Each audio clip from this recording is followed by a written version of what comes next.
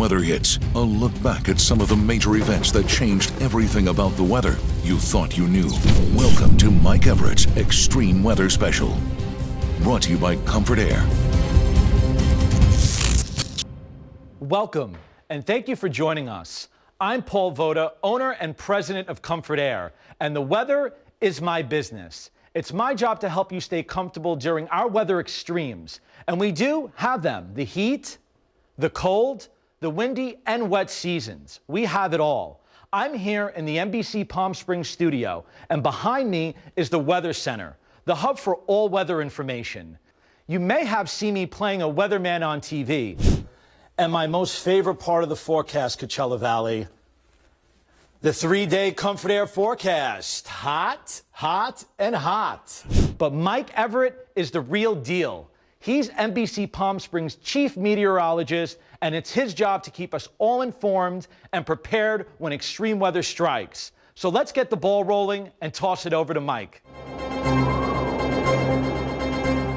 Thanks, Paul, and welcome to our weather special. Palm Springs and the Coachella Valley are world famous for our fantastic weather, especially in the winter months. From the Native Americans who originally settled here to the early pioneers, the celebrities and socialites, the snowbirds, and finally the thousands of people who call this area home year-round, we've all been drawn in by the warmth and abundant sunshine. But it's not always picture perfect. We get extreme temperatures, gusty winds, severe thunderstorms, flash flooding, wildfires, mountain snow, and yes, the ground rumbles quite a bit on top of the San Andreas Fault. During the next half hour, we'll take a closer look at some of the more interesting aspects of our unique climate, learn some new information, and dispel some common myths. Let's dig in. Let's start with the thing that deserts are most famous for: the heat. This was the headline 25 years ago. One problem, though, it didn't actually happen. Whenever I state that the highest temperature ever recorded at Palm Springs International Airport, which is our official recording station, is 123 degrees, I get emails from well-meaning locals telling me that I'm wrong. The Desert Sun has since corrected the story. The 128 degrees was an unofficial and unconfirmed reading from Thermal at the southern end of the Coachella Valley. Now, Thermal has officially hit 126 degrees. In fact, they've done it twice, in 1990 and in 1950. They've also hit 125 degrees in 1995 and 124 degrees in 1917. The hottest legitimate reading in Palm Springs is 123 degrees, twice in 1995, once in 1993, and once again in 1979. That's still mighty toasty. In case you're wondering, the hottest recording ever anywhere on the planet is in the appropriately named Furnace Creek Ranch in Death Valley at 131.4 degrees in July of 1913. Now that record is also shrouded in controversy. A sandstorm also occurred simultaneously that may have affected those measurements. If that record were to be discredited, the record would still belong in Death Valley. They hit 129.9 degrees this past summer on August 16th. In any event, summer is that time of year when the rest of the country looks at us and says, "What are you people doing out there?" To which we reply, "Have you seen the home prices in Orange County?" So, can a place that exceeds 120 degrees frequently also see snow? Yes, it can. On January 31st, 1979, a cold winter storm rolled through the Banning Pass and into the Coachella Valley and turned the desert into a surreal winter wonderland. Downtown Palm Springs was blanketed with 1.5 inches of snow. While there had been snow in Palm Springs as recently as 1974, it was nothing like that snow that landed in 1979. Sure, all desert residents are familiar with snow at the top of the Palm Springs Aerial Tramway, but not covering Palm Canyon Drive.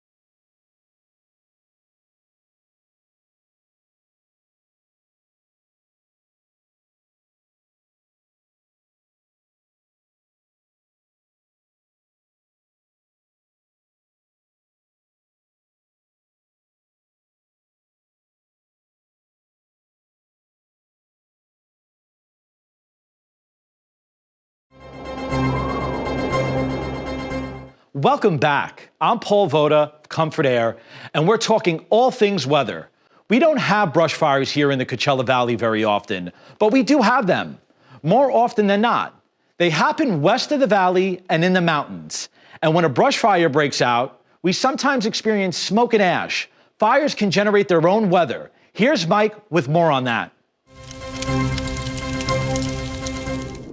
Wildfires ravaged California in 2020 with over 4 million acres burned. The good news for us here in the desert is that sand doesn't burn. The bad news is that we're surrounded by grasslands and forests and are not immune to the effects of wildfires here. As the climate changes, California is experiencing more heat and less precipitation, creating the ideal recipe for dry fuels to ignite and burn.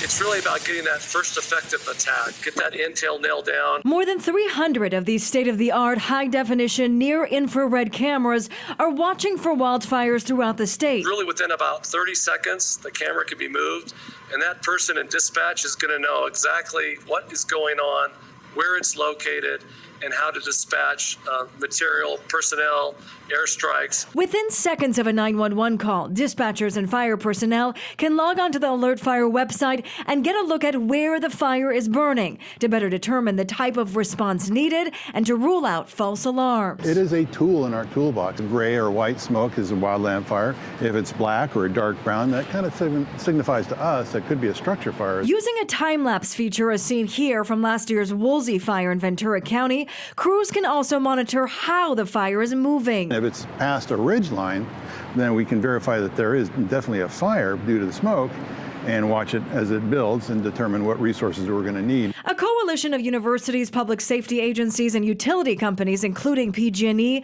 helped build this network of cameras in fire-prone areas. In fact, PG&E also uses the technology. They have to make decisions because now you're going to have firefighters go there, and you don't want active lines, so they need that intel as well. A new high-tech tool fire crews and even ordinary citizens can use to keep an eye on wildfire threats from afar. And over time, it's going to allow people to actually use the cameras to really be the 21st century fire lookout tower. The three big wildfires that affected us in 2020 were the Bobcat, the El Dorado, and the Apple fires in the San Bernardino and Angeles National Forests. Firefighters are attacking the El Dorado fire from all directions, the sky and land. On Wednesday, Santa Ana winds wreaked havoc on containment lines. So we had a huge flare-up, obviously, because of the winds that flared up here on the north side, right along Highway 38. I made the fire start burning laterally along Mill Creek, Forest Falls areas. It did jump the highway.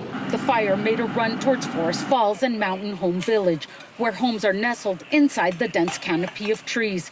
Firefighters are battling to save every home and keeping a watchful eye as the fire keeps spreading. These things can just erupt and 1 minute you're sitting down having a cup of water and next minute you're on the side of a hill. Firefighters are working in treacherous conditions. They know things can turn deadly in seconds. In Northern California, 14 firefighters were hurt after being overrun by flames. They had to deploy their emergency shelter. That hits very close to home because we're out here putting our lives on the line every time we come out here to fight the fires. They're all tired, they're all stretched to the limit, and there's no end in sight. And peak fire season is a month away. Experts expect this fire season to last through the winter. We're in for the long haul. As firefighters continue to fight the Apple fire in tough conditions, fire officials say a successful firing operation has helped contain the spread of the fire. Basically, there's nothing left. There's no hot spots, very little hot spots here and there, but it's well within the burn itself. It's not going to go anywhere because there's no fuel for it. So most of the crews are going to concentrate in mopping that up. Crews also want the public to know that fighting this fire has been physically challenging, with tough terrain slowing down their containment. The triple-digit temperatures, the low humidity, the wind, inaccessible terrain that we had to deal with where we couldn't get our fire equipment in. Collectively, they scorched over 240,000 acres. Because they were to our northwest, the smoke was drawn into the Coachella Valley and obscured our skies for most of the month of September and lowered our air quality to dangerous levels. We also had several grass fires near Palm Springs that have left burnt scars and red fire retardant visible from downtown. Rare and deadly heat at more than 120 degrees, bone-dry winds exacerbating flames, and almost 2.1 million acres burned. California's wildfires this year have become the worst in state history, and it is only September. A rapidly spreading fire tore through the Sierra National Forest, trapping hundreds of people at a recreation area. And situations that only can be described as just hellish conditions out there for those poor people. At least 224 were rescued from the Mammoth Pool Reservoir area after the creek fire blocked the only road out. Because of deteriorating weather conditions, they ended up using great and sound judgment by allowing as many people as they could possibly fit on the helicopter. About 20 evacuees had injuries from broken bones to burns. 2 were carried out on stretchers. Hiking nearby, Juliana Park said the fire moved in so fast, a forest ranger instructed them to drive through it. And it was actually per her instruction that we drove through that fire. She said it was the only way down and it hadn't yet crossed the road and that we just had to drive through it. I think if we had stayed just 10 minutes more, we might not have been so lucky. As rescuers try to work safely through the merciless challenges, California's rescuers remain positive and continue to push ahead. Whenever you have conditions that are in the 3 digits and they're across so many different areas within our jurisdiction, you're always going to be on edge a little bit. But this is something that we prepare for, this is something that we train for, this is something that we're ready for, and we'll handle that.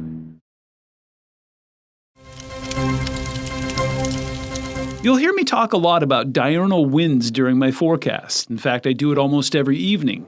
You may be wondering what they are and how it pulled that smoke in our direction. Diurnal is just a fancy word for daily. On most days, our wind will breeze in from the east or southeast and then change direction and turn west-northwest in the evening. This is because of the pressure differences that afternoon heat creates. Every day, as the sun heats the desert floor and the temperature rises, that warm air does what warm air does. It rises. As the air rises, it creates a vacuum that searches for the coolest air it can find, which is generally to our northwest through the Banning Pass. That's what creates that northwesterly flow. Since the fires were in that direction, it literally sucked that smoke into the Coachella Valley almost every day in September. If there was one silver lining, it was that the smoke briefly acted as a filter between us and the sun, helping to take the edge off of a sweltering summer and fall that featured 5 days where temperatures hit 120 degrees or more. Diurnal winds are very different from the Santa Ana winds that can often take fire season into overdrive. Flow around high pressure is clockwise, so whenever high pressure sets up to our northeast, that flow pulls hot, dry air off the Mojave Desert and across our Southern California mountains. Now, as air approaches mountains, it compresses, which cools it. As the air comes off the backside of the mountain, it expands, which heats, dries, and accelerates it. That's why it's not unusual to have temperatures that are warmer along the coast than they are here during a Santa Ana wind event. Why are they called Santa Ana winds? Well, the most well-accepted explanation for the name Santa Ana winds is that it derived from the Santa Ana Canyon in Orange County, one of the many locations the winds blow intensely. Other spots that can see hurricane-force gusts are the Cajon Pass to our north and our very own Banning Pass.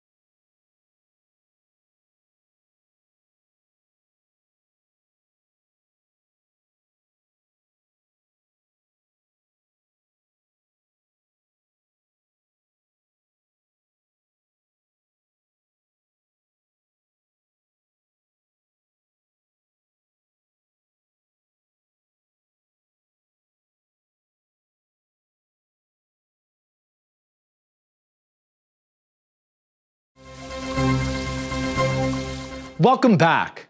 I'm Paul Voda of Comfort Air, and we're talking all things weather. Of course, the heat plays the biggest role in our weather, but snow and rain and the wind have very prominent roles.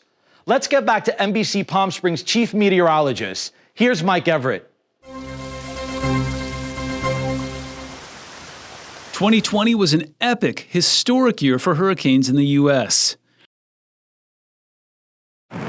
First came Arthur, followed by Bertha, then Storm. Hurricane Hanna. After Storm. Hurricane Isaias. After Storm. Marco continues to weaken. However, we want to be prepared for Laura. The 2020 Atlantic hurricane season now in the history books as the most active season on record. What really stood out was just the sheer number of storms and landfalling storms.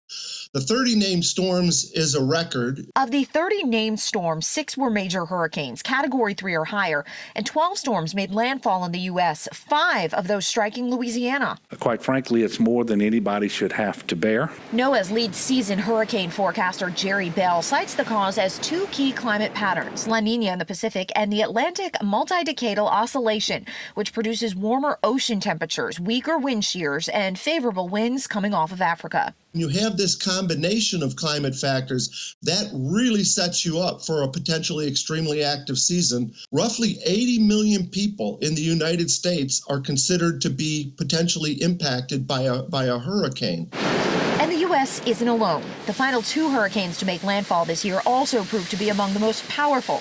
Eta and Iota slammed Nicaragua, both as Category 4 storms and just 13 days apart. And as for 2021, it is still too early to tell what to expect, but it's never too early to prepare. The big lesson is to don't let your guard down. Make sure you're prepared for every hurricane season, because that's the most important thing you can do. While the Gulf states and the Caribbean were extremely active, things were relatively quiet in the Eastern Pacific. That's not always the case, though. In 1976, the remnants of Hurricane Kathleen did major damage right here in the Coachella Valley.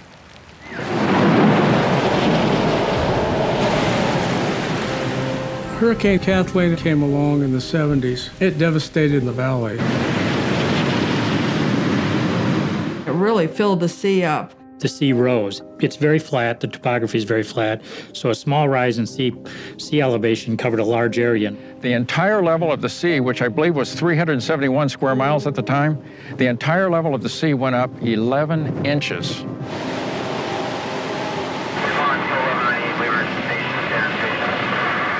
I'm sure that was a reason for them to think, well, man, I need to leave Dodge because we could have another hurricane. The farmers could continue to put too much water in the sea. And so they started leaving.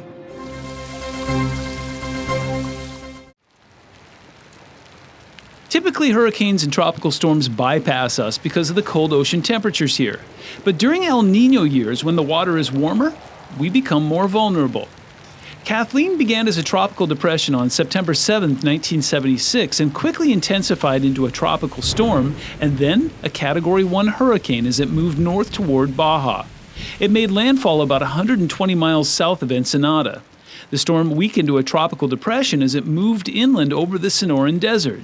Yuma and Tucson had gale-force winds, flash flooding, and hail, but we got the bulk of the rain right here.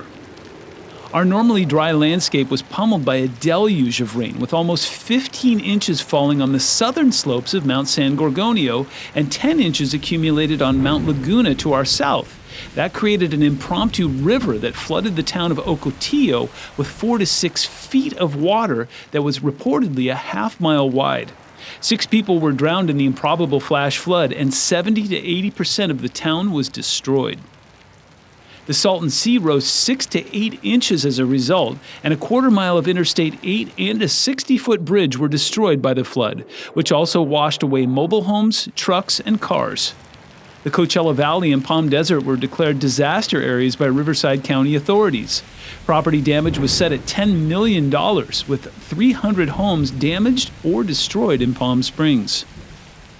So if you've ever wondered why we have these large, mostly unused drainage ditches and canals running through the valley, it's for the times when we get more rain than our hard-baked ground can handle. Those waterways were put to the test on February 14, 2019, when the Coachella Valley experienced the perfect storm.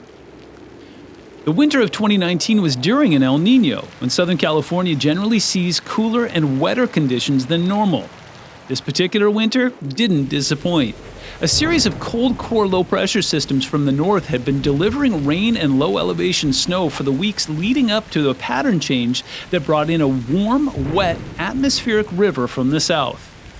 Not only did the system, which some refer to as a Pineapple Express because of its warm origins near the Hawaiian Islands, bring copious amounts of rain our way, but it soaked and melted most of that snow that had been piling up on San Gorgonio, San Jacinto, and the Santa Rosa Mountains and sent it rushing down into the Coachella Valley.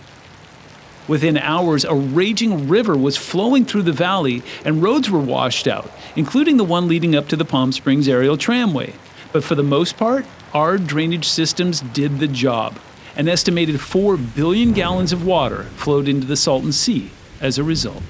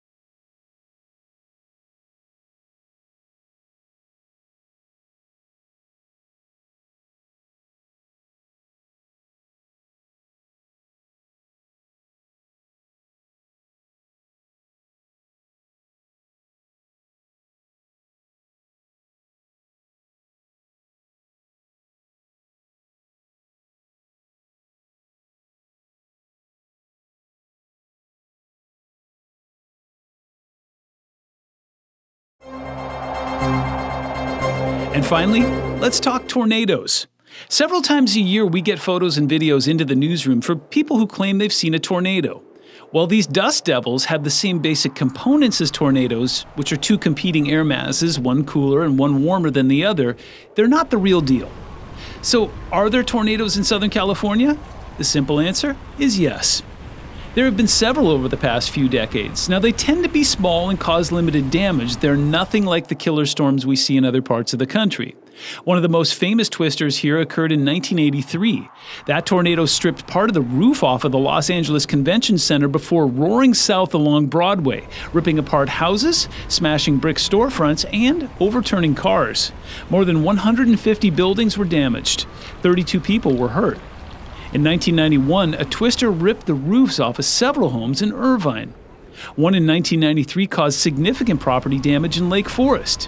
In 2008, two tornado clouds in Riverside County flipped a big rig and derailed a freight train.